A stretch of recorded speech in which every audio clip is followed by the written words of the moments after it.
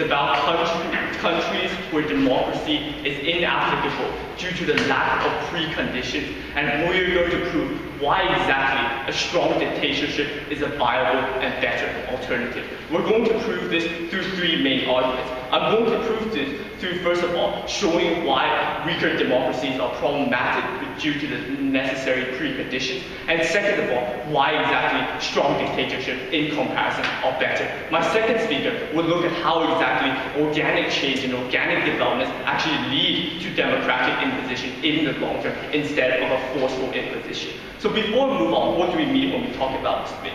When we talk about weak democracy, or strong dictatorship, we're talking about countries like Qatar, China, Burma, and Saudi Arabia. Countries that lack democratic institutions, where there's no vote from the power populace and the power is centralized on a group or single individual or a democracy. When we talk about weak democracies, we're talking about a lack of institutions, thus rendering democracies to be failing in such countries and leading to a failure of government. But what comparative yardstick we run on side opposition? We run on two premises. First of all, political stability, and second of all, socio-economic progress, because we recognize both of these traits as the fundamental traits, values of the role of government. To this first idea of why exactly weak democracies can become problematic, because we recognize that there are necessary preconditions for democracy to survive and prosper, and the forceful imposition of democratic values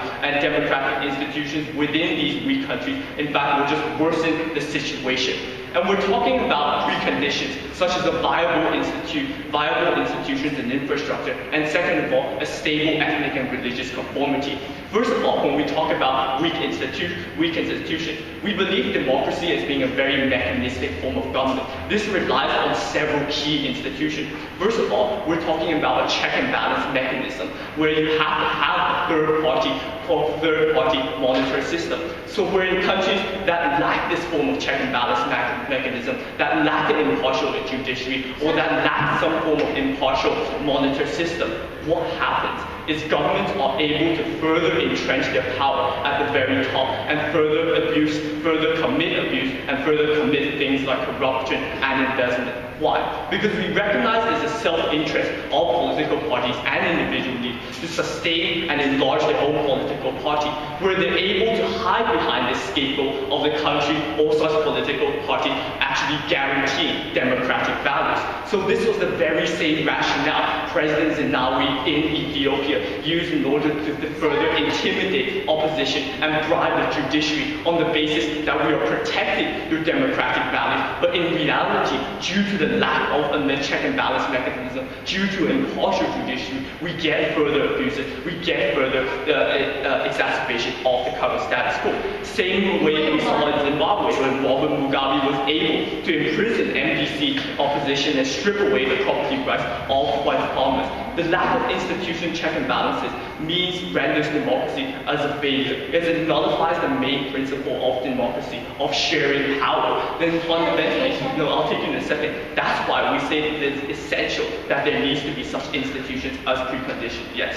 Please clarify to us, what do you exactly mean by weak democracy?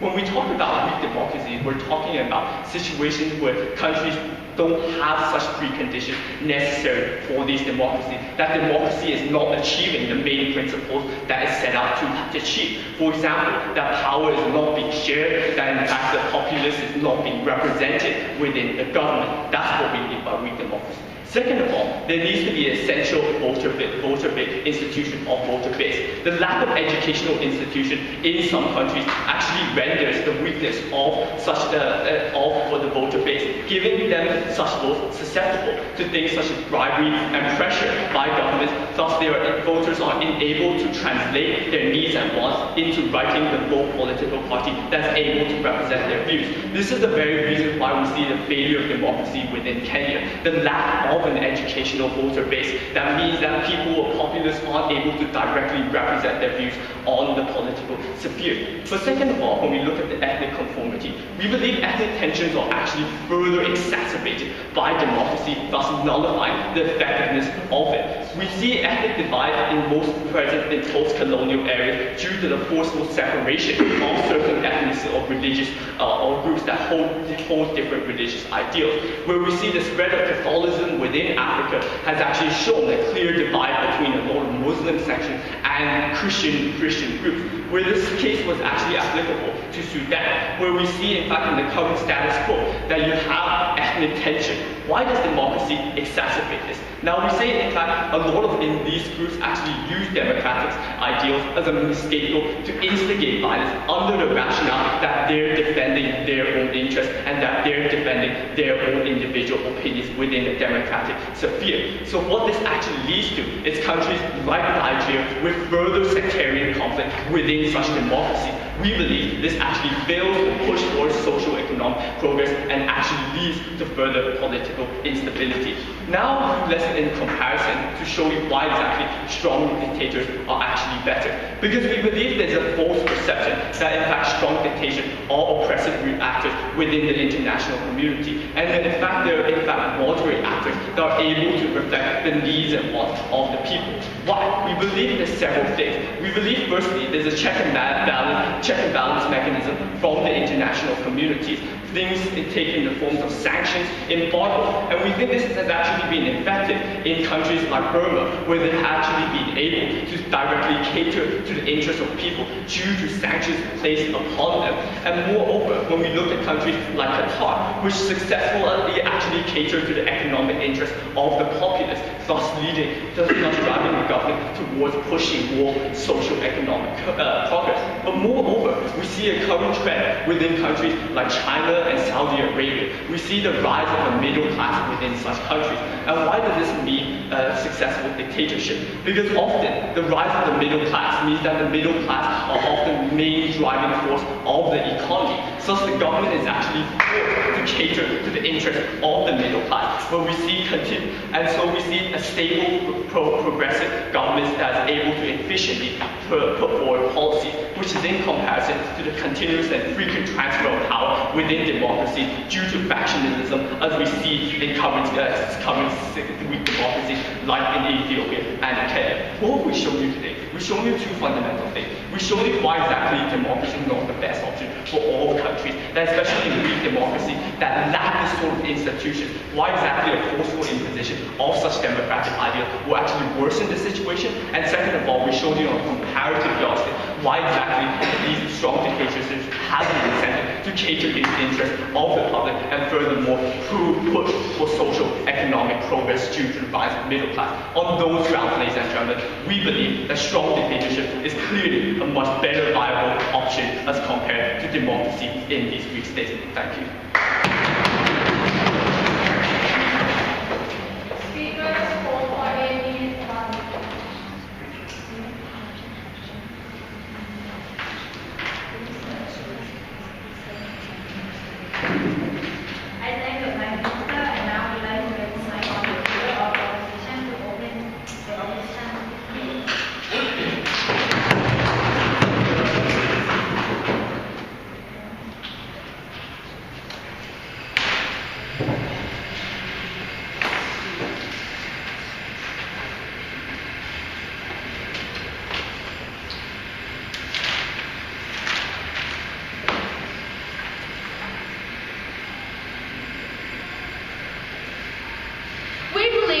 Democracy is always better than a strong dictatorship, and I will prove that further in my arguments. Now, before moving on, I would like to make a clarification. So the government side has come up and has defined a few terms, but we would like to ask them, what is a strong dictatorship? What we mean by strong dictatorship is actually that they cannot vote, that they have no rights, they only have one form of governing system consisting of a single party. And by weak democracy, we think that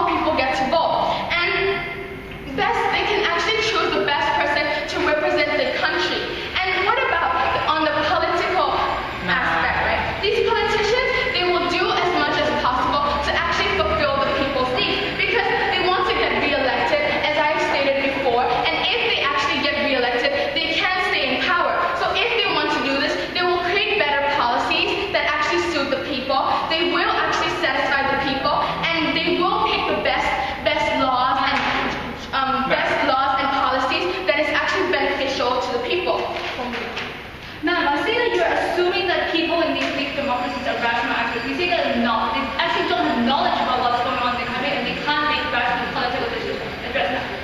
We see that just because they're not a strong democracy yet, does not actually mean that they don't have the knowledge about this. Because under our paradigm, we are actually allowing them to voice out their opinion, and we are actually implementing education for them, which my next speaker will be talking about.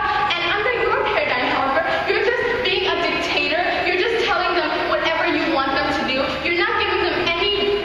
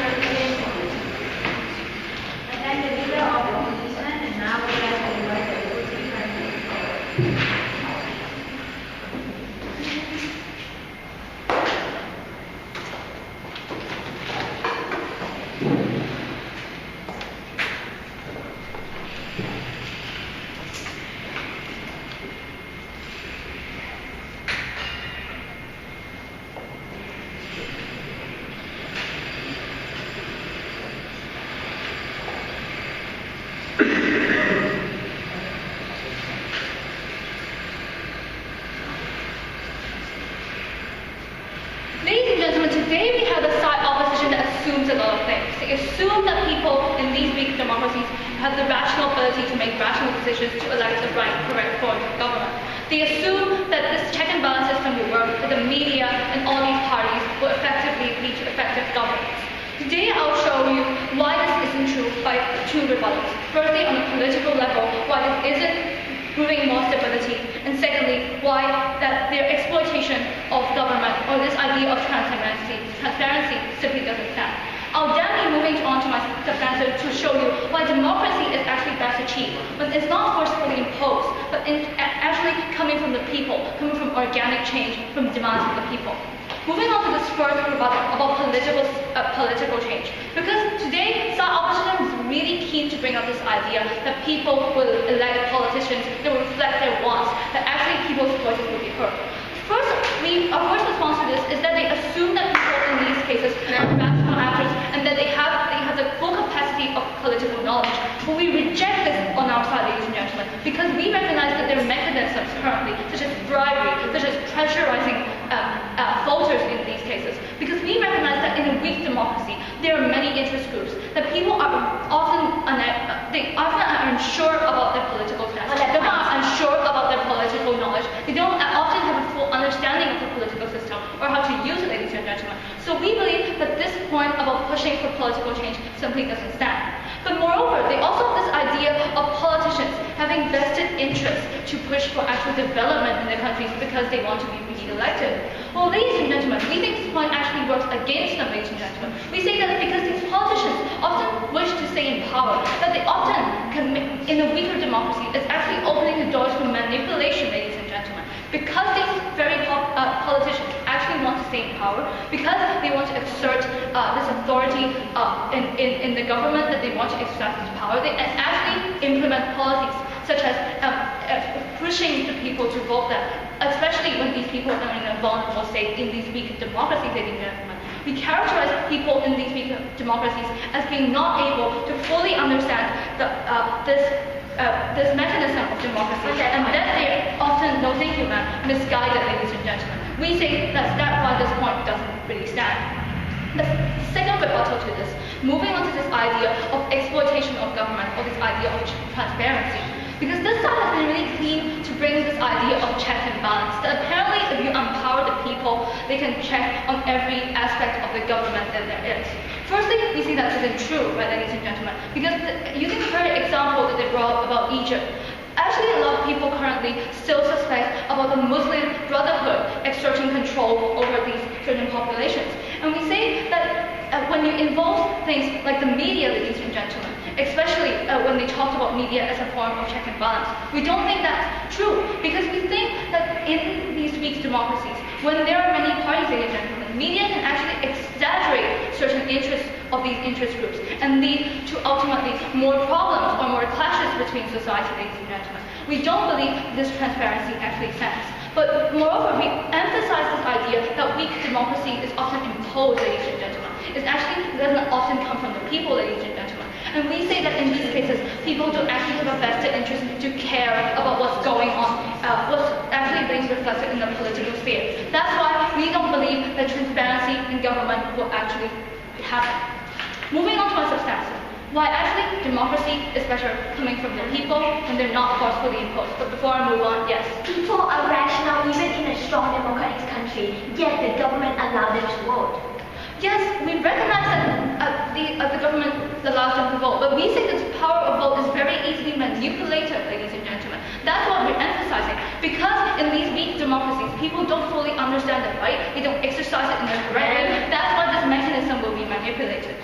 Moving on back to my substantive. We recognize that today, democracies, what are the fundamental values to them? Is that we are giving power to the people, to the majority of the population, and trust this power to them, that they will make the correct decisions to development. No, thank you. That they will be able to rationalize and be able to reflect their views to the government. That there is this social contract between the government and the people, and that the government will be able to reflect the majority's views. Moreover, we recognize an important part of democracy is this idea of equal participation, this idea of one man, one vote, that there are diverse opinions tolerated in this country. But we recognize that there are preconditions that require the people to be up to a certain quality and up to a certain knowledge, ladies and gentlemen. First of all, we recognize that they need to actually participate in the system. And secondly, we recognize that they need to make informed decisions, that they need to understand what their political needs are, that they need to understand what their rights are and exercise it properly. And last but not least, we recognize that they need to have the respect for this system. And they won't actually give in to things like pressurizing, they won't give in to things like bribery, and maintain the system of fair and open democracy, voting, ladies and gentlemen. Why is it better when it comes from the people? We say that when the people, when they feel that there is a need for change, when they feel that there is a need to rise up, these grassroots initiatives, firstly, it's better because they show that there's a clear demand, that there's a clear political need, and that it comes from the people themselves.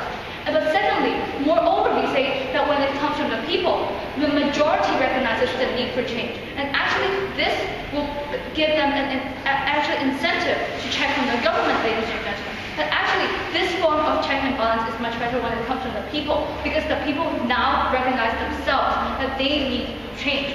And furthermore, we recognize that in these cases, many diverse groups are now willing to change, and that there will actually be a diverse opinion.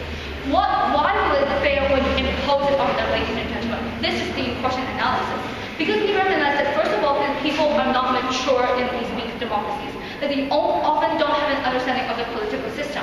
We see that cases in Zimbabwe, when people they have a corrupt voting system, when they actually have voters that actually are swayed by bribery, when they're swayed by coercion, ladies and gentlemen. We don't think that this brings forward progress. We don't think that they actually have an interest in monitoring or bringing transparency to the government.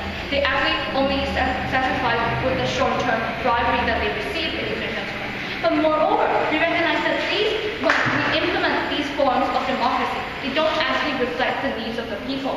We see that top leaders or politicians in these cases are more prone to things like fraudulence in Afghanistan or Iraq, when they actually have the ability to oppress the people even more. But moreover, last but not least, what's the failure of actively imposing is that it doesn't actually lead to development in the country. Because we say that democracy is a really complex decision-making process that often results in debates that, like this, ladies and gentlemen, there's often a balance of interests. What happens in weak democracies? We see that there are too many interests. What if we give the power to them? We see in Nigeria, there are actually clashes between ethnic groups, ladies and gentlemen, because they simply can't reach consensus on anything, because they simply aren't willing to make compromises, they aren't willing to make concessions, they aren't willing to vote for the progress that we see. Whereas in strong dictatorships, firstly we see that people's needs are met, and we see that effective decisions are made. Even if it's made by one group or person, we say that actually progress and development in the country. Ladies and gentlemen, because today it showed you why weak democracies simply don't work, they don't bring transparency, and the people aren't empowered to do this, today's motion must stand. Thank you. Speakers for 8 minutes. And then the Deputy Prime Minister, and now I will recognize the Deputy Leader of the Opposition.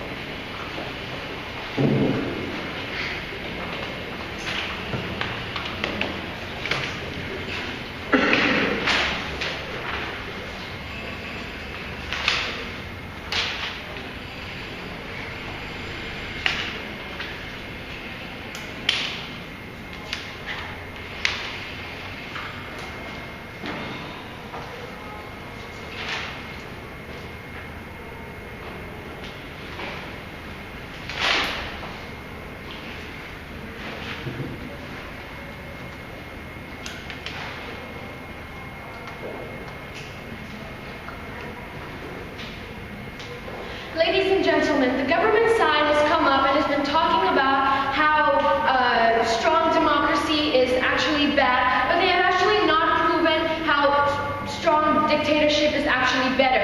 And we see that they need to come up and then prove the points. So before moving on, I have 3 rebuttals to present today. On my first rebuttal, on the point of election, on what the government side has said. On the point of election, they said that we see that no matter how educated a person is or not, they should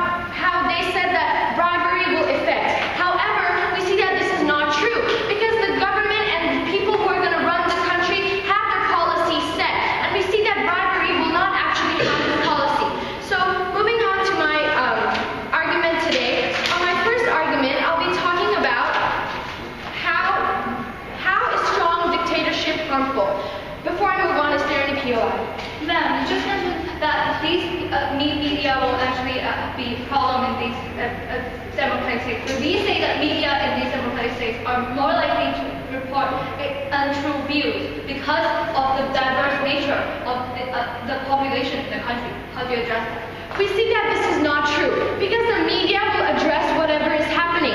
If that thing is happening for sure, the media will address it. Whatever that the media sees is what the media will address. So before moving on to on my argument today, I'll be talking about how strong dictatorship is harmful. On my first level, in terms of economy, how are dictators? First of all, dictators are people who actually only want power. The only thing they care about is power, and they just want to rule the country, and that is it. And we see that in terms of economy, for a country's economy to develop, these people need to please sit down. These people need to understand that there are economies, policies in our society right now. And we see that when one person controls this thing, everything will be under his set of rules. Everything will go on the way that he wants. And we see that tax rates will be charged unreasonably, and we see that prices of anything will be growing up or going down unreasonably. And we see that there is no transparency. Anything that this dictator wants will be done. And we see that this is very bad for the country's economy. This will lead to unstable economy. For example, please sit down. In China is a communist country. It's not dictatorship yet. But even in communist countries, in the last 1 year, we saw that the economy has dropped from 11.9% to 2.9%. Just look at how this economy has dropped in a communist country. Imagine what will actually happen in a country which follows dictatorship, where only one person will control this whole economic growth. Please sit down. And now moving on to my second level on when I'll be talking about social. On my first level, limits to education. First of all, like I've already said, these dictators want power, and that's all that they want. They just want to rule the country the way that they like. And we see that dictators wouldn't provide the people in their country full education. Yes, they might provide education, but the type of education that they provide will be limited because they don't want these people to learn about the basic rights that they should know about. They'll be lacking ideas, they'll be lacking knowledge as well. Why? Because this dictator wants to be in power, like I said. They don't want these people to actually have knowledge, different ideas, because if they do, these people would want to step up to the government and would want to actually voice out their opinions, and this is not what dictators would like. So we see that they would actually limit the education that they give to people as well. And we see that, please sit down. And when this happens, people wouldn't be able to fight for what they want, because now they're lacking education. They don't even know what they should be getting and what they should not be getting. And the government will also limit the communication system we have. Like for example, in China, how government cut off Facebook from their country. We see that in a country that follows dictatorship, it'll be worse than that, because China is a communist country, but dictatorship can be even worse. And we see that people won't be able to learn ideas or get new ideas from other countries. This will actually hinder them from stepping up to the government and will actually hinder them from speaking up. So now moving on, please sit down. Moving on to my third level on how I'll be talking about international relations. These countries who follow dictatorship are isolated. They close themselves from the rest of the world, and whatever they do will be kept to themselves. And this is the reason why, if anything goes wrong in the country, it'll be hard for the people outside to reach in and help. Like for example, what happened in China when there was flood, and China didn't even announce how many people died in the country. And this is why the people from outside couldn't actually reach in and help. And dictatorship countries would actually not allow international relations to take place. Before moving on. Yes. Why are you assuming that dictatorships are run by one individual based on one interest, and that's only to oppress his people? Because we see that is the whole purpose of dictators. So far, all the dictators that we've seen all have been doing that. So we have to go under what is happening right now. And now moving on to the point of diplomacy, because these people are keeping all their information to themselves,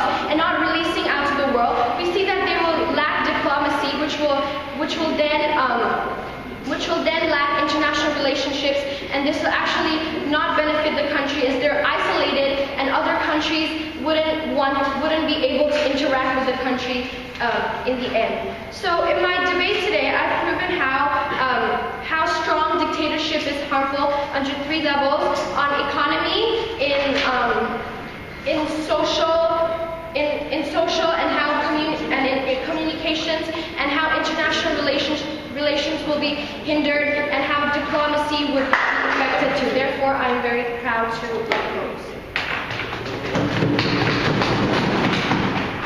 Speakers over 8 minutes. And then the Deputy Leader of Opposition and now President English to conclude the government's case.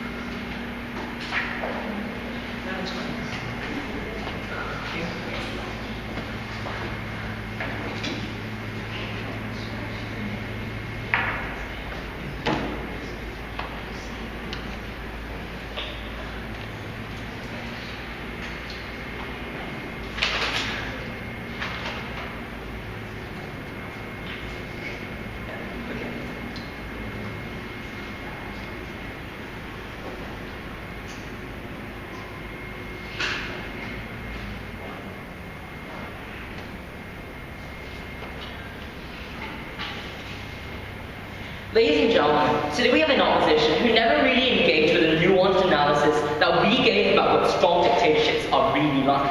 Today they came up here and misrepresented the entire scope of the debate, and they misrepresented the entire idea about strong dictatorships, saying that they only care for one interest, and that there's only one party involved, and that is to oppress the people.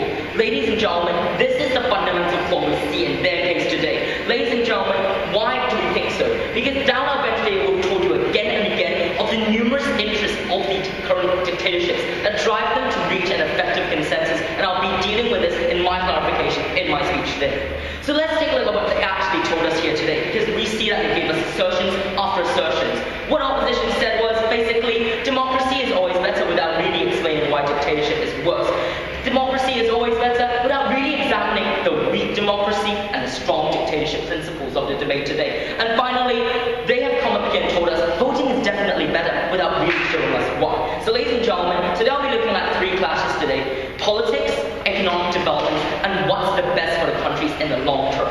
And I'll show all of them fall to our side today. So onto the first clash here, the idea about politics. Now let's really get this idea about what dictatorship is about, because we feel that they completely misunderstood what strong dictatorship is about. Ladies and gentlemen, the countries that we're talking about here today are countries where the leaders have the final say and decisions balancing numerous interests. They are the people that call for an effective consensus, drawing in parties such as the government parties, such as the various, say, private ideas, that draw all these ideas together to form a balanced view of what the world, what their future should be like.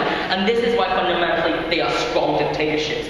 We've also told you that such a centralization of power means that they can actually reach a consensus more efficiently. And this is a fundamental point that they never really addressed. So let's take a look at what was said under this clash. First, they came up here and talked about spending most of the first speaker's speech talking about the idea of voting and how elections are a very good thing. They came up here and gave us this really simple analysis about how voting equals good future. Now, ladies and gentlemen, first we argue, how exactly can you entrust the future of a country into the hands of the people when the institutions for democracy aren't existing, aren't actually ready? How can you trust that first the people actually have the ability to know what rights they have the ability to know that what rights they deserve in the future, and have the ability to ultimately decide what is best for the country? They have no response to this. But second of all, even if we argue that these people have the ability to choose people that they think is the best candidate, we argue that simply because they agree on one thing doesn't mean that the candidate will sustain in becoming a good candidate in the future. But second of all, if there's no institutions in the first place, now let's really analyze this idea that we talked about here today.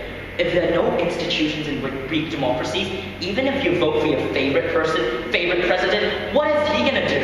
Is he just going to sit there and listen to everyone and say, I'll collect your opinions, but we can't do things yet? Ladies and gentlemen, this is why our second speaker's speech solves their problem. We tell you that we need a dictatorship to unite the people, to actually tell them what they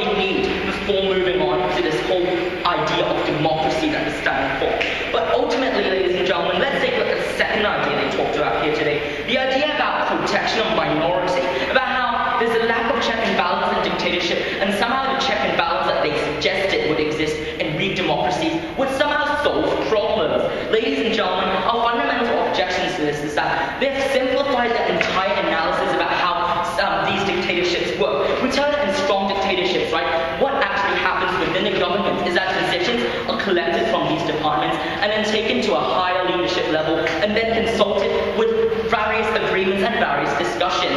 What is the difference then, you may ask, from democracy?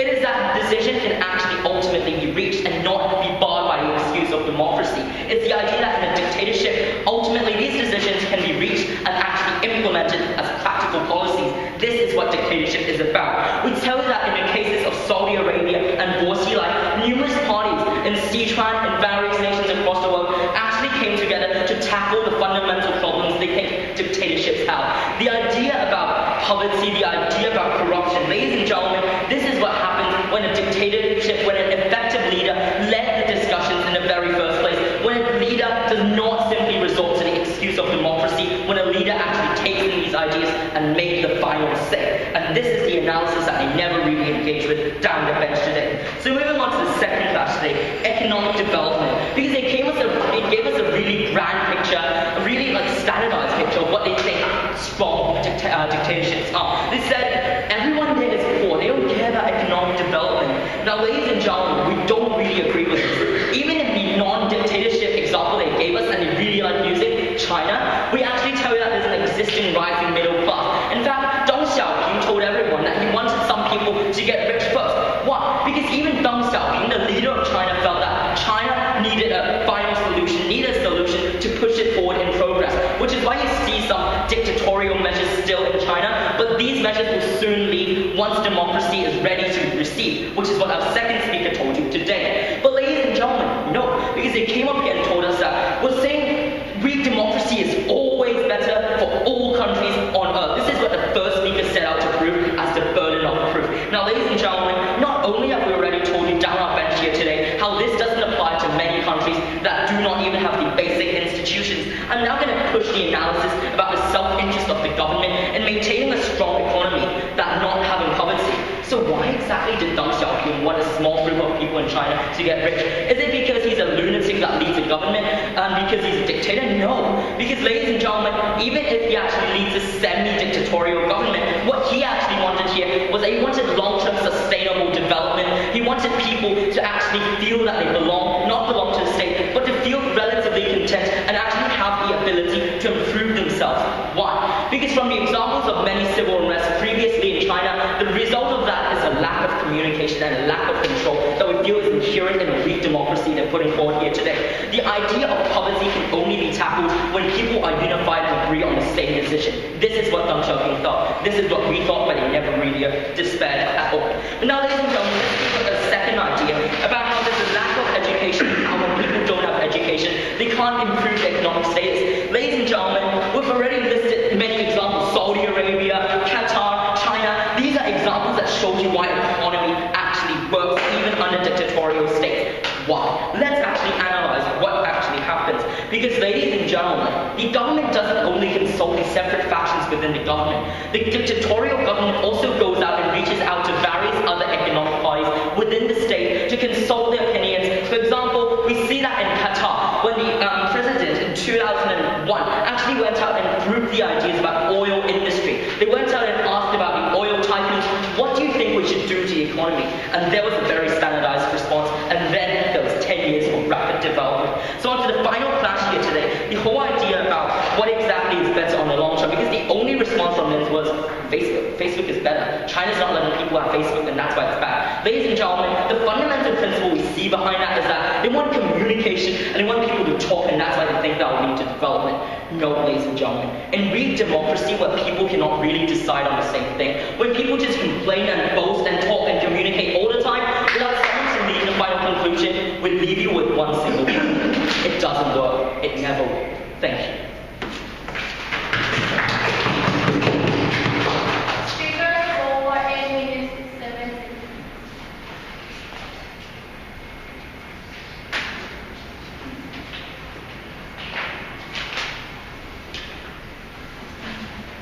I'd like to open this and now we'd like to follow up with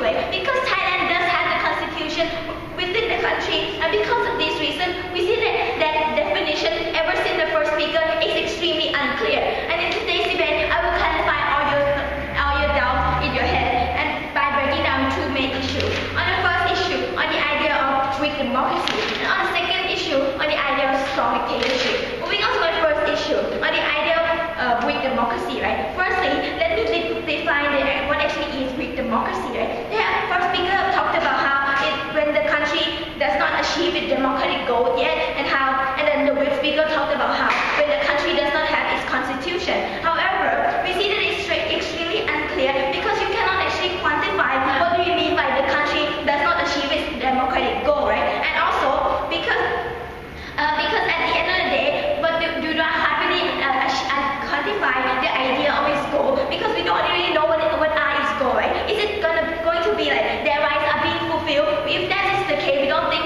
all the countries around the world are not the strong democracy, right? Because every country in the world, they don't even grant the full rights to the people for the various reasons. And because of this reason, on opposition side, we will define these words for you. We see that the weak democracy under opposition side paradigm. We see that it means that it's a simple idea of democracy is being upheld in this type of country, meaning that election, the first thing that comes into your mind when you think of democracy is there, meaning that because we have those elections, and also, sit down please, that's why when the country, and also when we talk about the country that just transit from democracy, even though they don't have this constitution there, but we see that this weak democracy still stands strong, right? Because at the end of the day, this constitution can be worked any time, and because of this reason, we feel that by allowing election, it still stands strong and extremely important in today's debate. And also, if they're going to talk about the country where they just passed a dictatorial regime, just weak democracy, that's why they don't have constitution.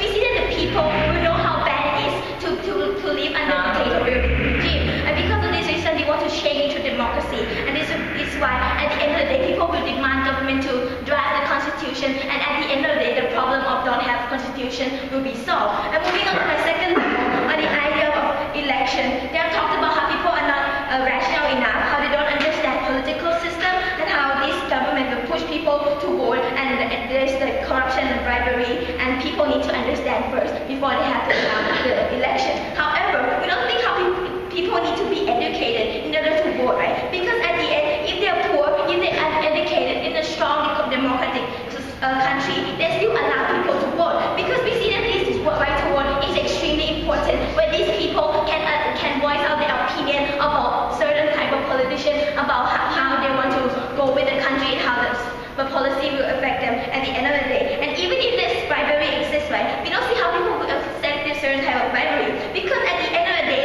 the policy that will be made by the politician will affect them directly. And because of this reason, if the politician create policy that go against them, we don't think how these type of people, even though they're so stupid, at the end, they will accept the bribery. And because of this reason, on the idea of elections, we still stand strong. And also, we see that the right to vote is a fundamental right that should be allowed in this certain type of country. Because if you people are allowed to vote, that means that they're able to choose the best politician that to rule the country that will satisfy their need, right? And because they're able to choose a politician that will benefit you at the end of the day, that is when you will be empowered. That is when your standard of living will improve. The dictator will do whatever it takes in order to help you form one.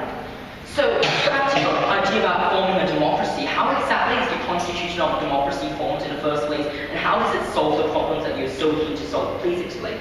You were the one who talked about how in order for democracy to be successful, you need constitution. Therefore, I still don't get your QI. What's the point of asking me again when you were the one who set the criteria, right? And because of this reason, let me move on. Let me move on to my third level under this clash on the idea of check and balance system.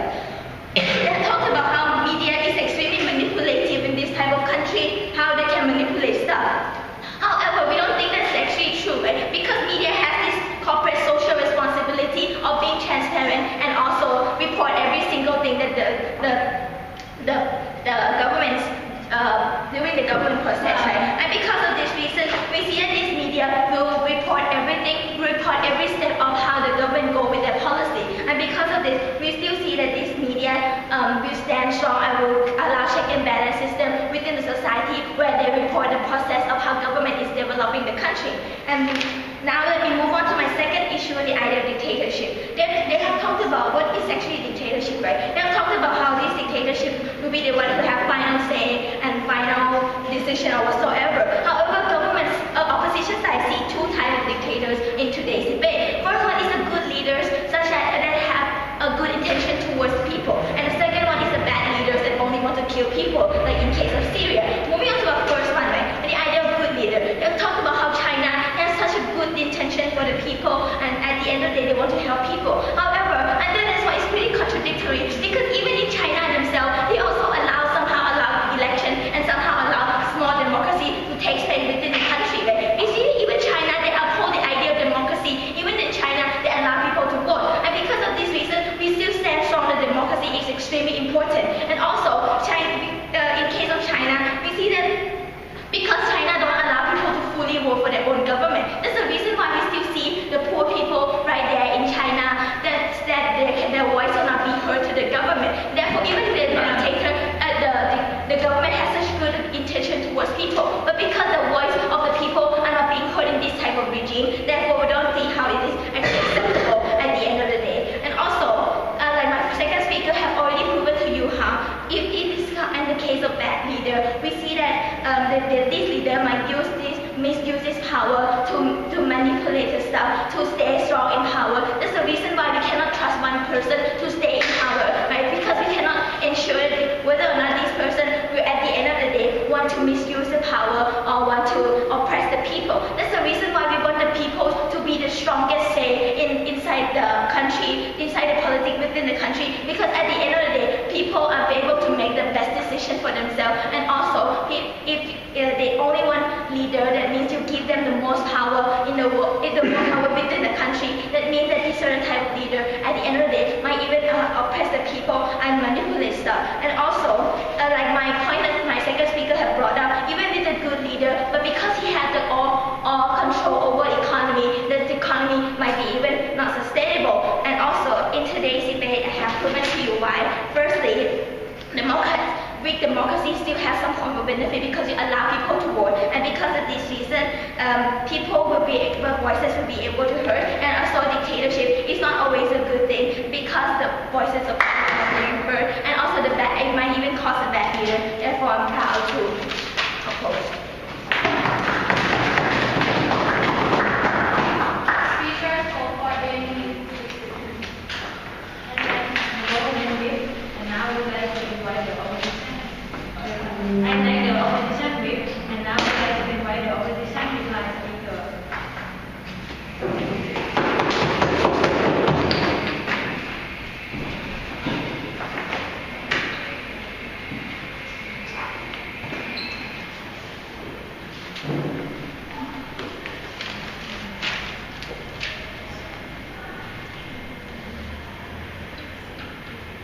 Let's take a step back and let me clear some of the doubts in your head. So today I have two questions to present. On the first question, on which side actually empowers the people? And on the second question, is it weak democracy or strong dictatorship? So on the first question, which side actually empowers the people?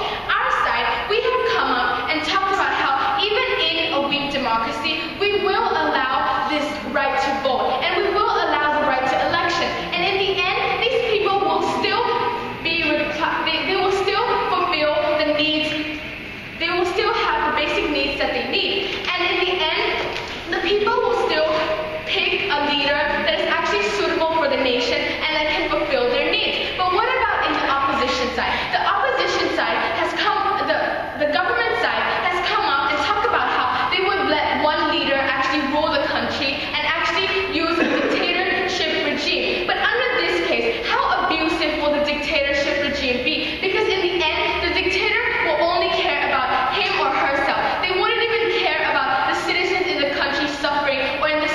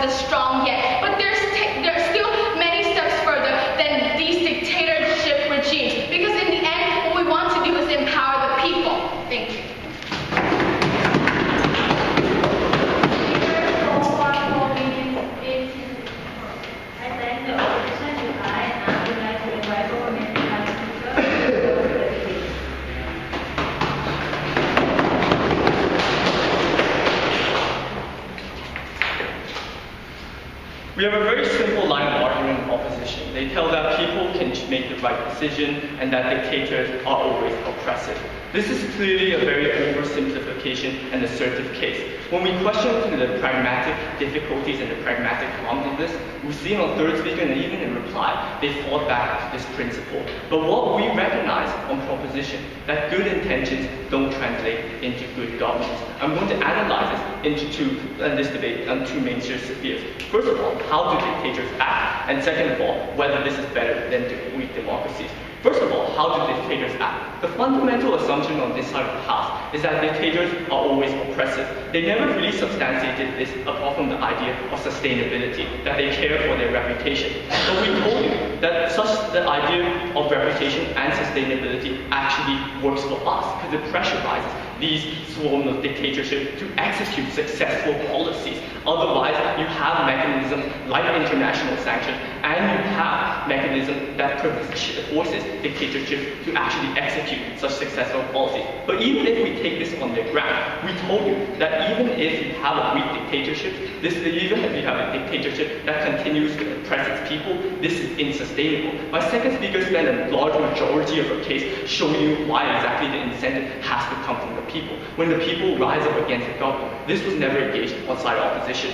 So the second argument, the major meat of this case, of whether this is better than weak democracy. We gave you a very clear yardstick at the beginning of the day. We told you that this comparative yardstick is based on two premises. First of all, political stability, and second of all, socio-economic process. We told you that because of the lack of preconditions in democracy, the forceful imposition of democracy within these states that lack these preconditions actually exacerbate the situation. Preconditions such as the lack of a check and balance mechanism, such as the lack of an impartial judiciary, such as the lack, thus nullifying the sharing of power, such as a weak voter base. They never really responded to this other than falling back to the principle and giving us a definition of challenge and this idea of a constitution as third opposition.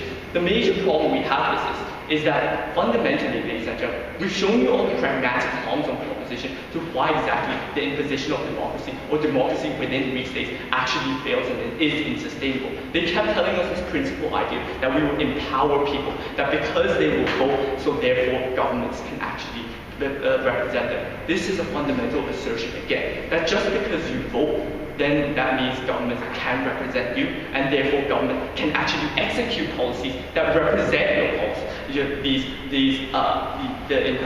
opinions of these people. Because fundamentally, ladies and gentlemen, we recognize that it's clearly a simplification of the debate, of the empirical reality in today. Because their final speaker told us that there's a dichotomy between good and bad leaders.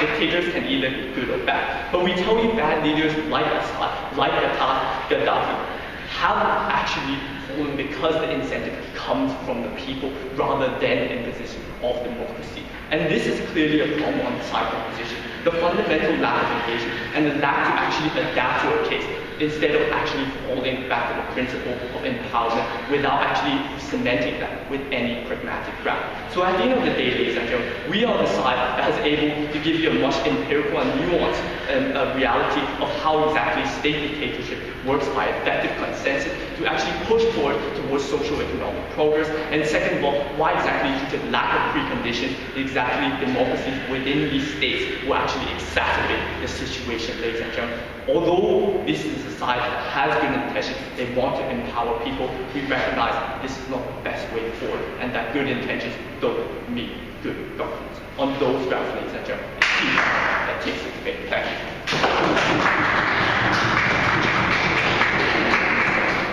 Speakers for 4 minutes.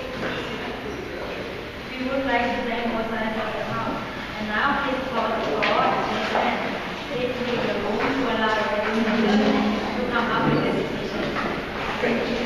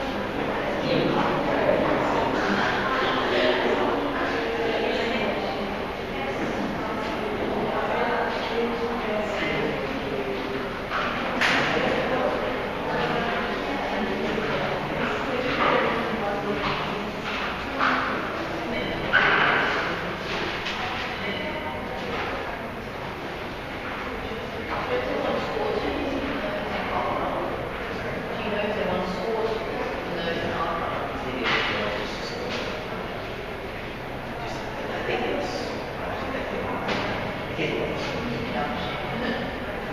you're right. You want something? Yeah. I was one of them like 8 months ago. Were you in Scotland? Without Yeah. Scotland? So you were Scotland. Yeah. Is that awesome? How awesome? You guys broke break. Yes. We're in the bowl. Yes. Oh, sorry. So are You guys have resolution stuff. That's not very long for you. Yeah. Everyone was talking about that way. No, I spoke to them. It was horrible. It was like so sad. That was different. Oh. How's that tricky? But I just changed the house for South Africa. And I'm also like, we just need to do Scotland for like 15 days, not even South Africa, 15 days. Aren't you a school teacher? Okay. They said it was really nice or something. Yeah, it was really good. Well, compared to Scotland, we did the comparisons. It was terrible too. We were in Scotland. Horrible. And I was just like, I'm not eating that. It's not that good. And I'll just watch everything from Safe House. Oh, it's not. Okay, I know, like, this is so pretty.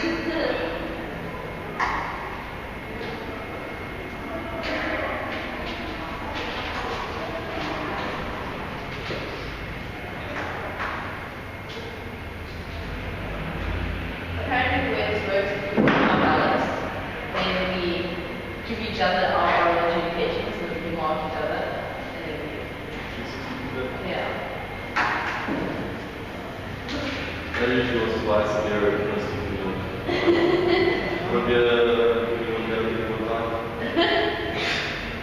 I'm like, oh, gee, yeah, one. So you got to judge the next one.